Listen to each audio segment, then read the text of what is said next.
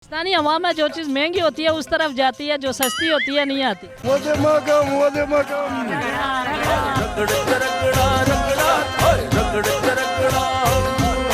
अस्सलाम वालेकुम। वालेकुम सलाम।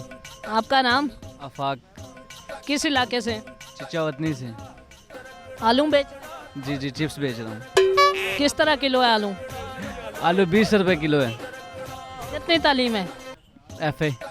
FA किया हुआ है। चले मेहनत कर रहे हैं, मेहनत मजदूरी में बरकत है, मेहनत करनी चाहिए। ये तो है, मेहनत तो कर रहे हैं लेकिन आजकल काम शाम ही नहीं है।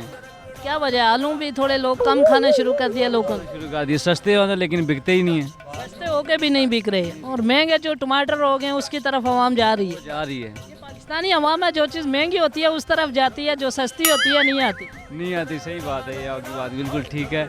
नहीं खाती हो आप।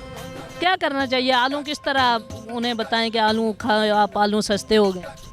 पता नहीं, अब आवाम को पता नहीं अरे आलू के कोई 2-3 फायदे बता दें ताकि आवाम खाए। आलू से बंदा मोटा हो जाता है। और जो होता है ना, ये बहुत मुफीद है। और एक दो और फायदे पता नहीं है। चलें, बहुत शुक्रिया, थैंक यू। Thank you.